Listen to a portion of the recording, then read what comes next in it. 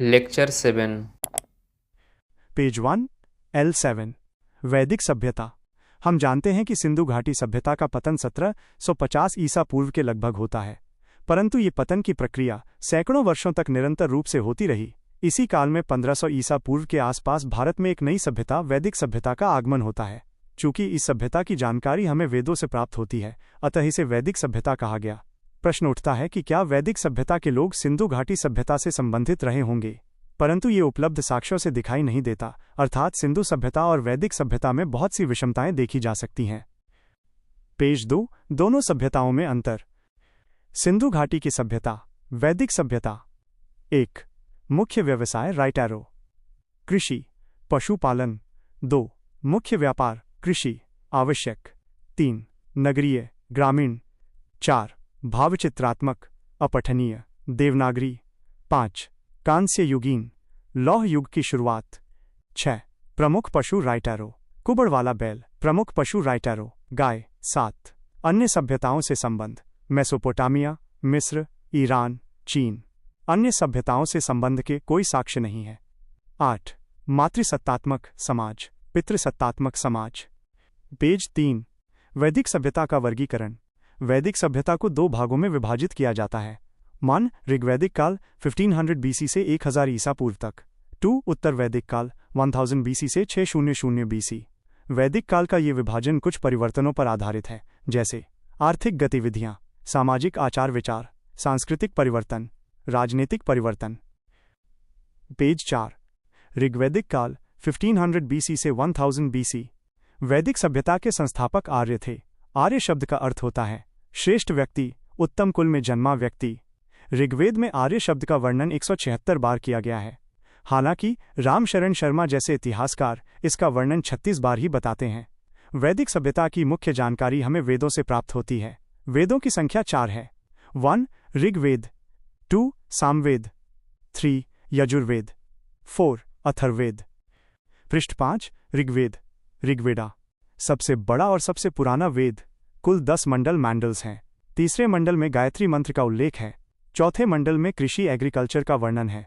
7वें मंडल में दशराज्य युद्ध, दशहरा जन्यवर का वर्णन है। 9वें मंडल में सोम देवता का वर्णन है। 10वें मंडल में वर्ण विभाजन का वर्णन और शक्ति देवी का वर्णन है। इसमें 1028 सूक्त श्लोक हैं।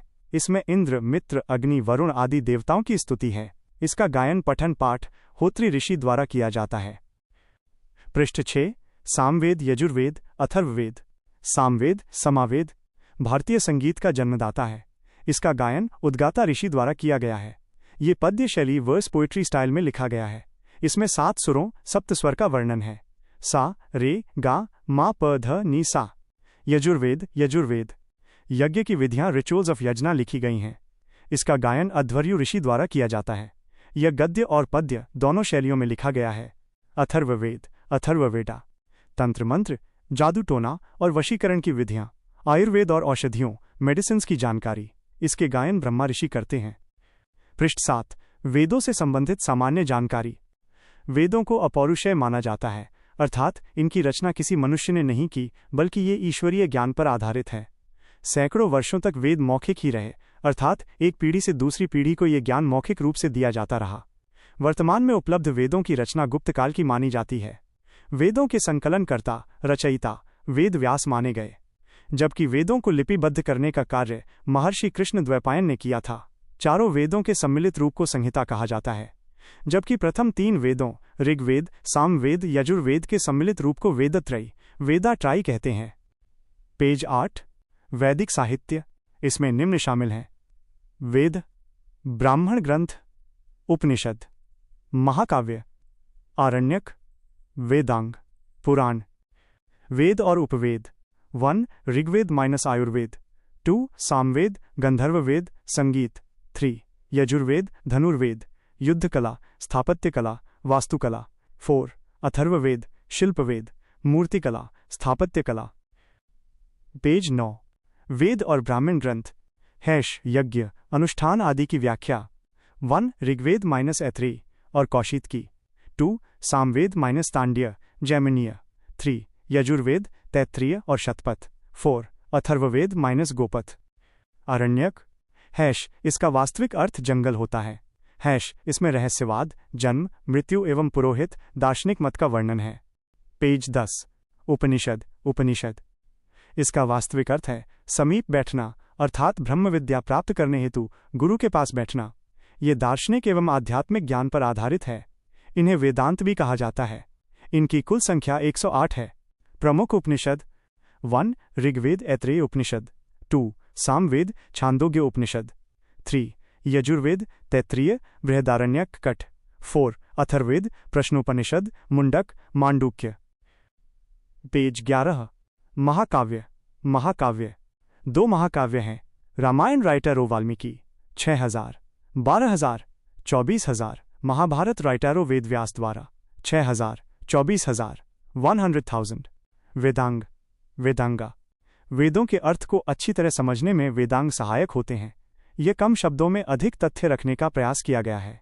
600 BC के बाद का काल सूत्रकाल कहा गया है। 6 वेदांग 1. शिक्षा, 2. कल्प, 3. व्याकरण, 4. निरुक्त, 5. छंद, 6. ज्योतिष। पेज 12। आर्यों के मूल निवास के सिद्धांत। आर्यों के मूल निवास स्थान के संबंध में इतिहासकारों एवं विद्वानों में मतभेद है। इस संबंध में कुछ सिद्धांत इस प्रकार हैं। क्रम संख्या। विद्वान। मूल निवास स्थान का सिद्धांत। 1. तिलक, बाल गंगाधर तिलक, आर्कटिक क्षेत्र से। 2. दयानंद सरस्वती, तिब्बत क्षेत्र से। 3. अविनाश चंद्र दास, सप्त सैंधव प्रदेश से। 4. मैक्स मुलर, मध्य एशिया से। 5. प्रो पेनका, जर्मनी के मैदान से। 6. विलियम जोन्स, यूरोप से। 7. पी. गाइल्स, हंगरी से। 8. गंगानाथ झा, ब्रह्मर्षि देश। उपर्युक्त सभी सिद्धांतों में से मैक्स मुलर का सिद्धांत सर्वाधिक मान्य है, जो मध्य एशिया को आर्यों का मूल निवास स्थान बताते हैं। इस संबंध में मैक्स मुलर 2 तर्क देते हैं। पेज 13। मैक्स मुलर के तर्क। पहला तर्क। 1400 ईसा पूर्व 1400 BC में मध्य एशिया से एक प्रसिद्ध बोगस कोई अभिलेख प्राप्त हुआ है। इस अभिलेख से हमें 4 वैदिक देवताओं की जानकारी मिलती है। 1. इंद्र, 2. मित्र, 3. वरुण, 4. नास्त्य अश्विन। और यही चारों देवता ऋग्वैदिक काल में भी प्रमुख थे। दूसरा तर्क। मैक्स मुलर कहते हैं कि यदि मानव कंकाल की जांच की जाए तो भी आर्यों की समानता मध्य एशिया के लोगों से होती है। इस प्रकार ये सिद्ध होता है कि आर्य मध्य एशिया से ही संबंधित रहे होंगे।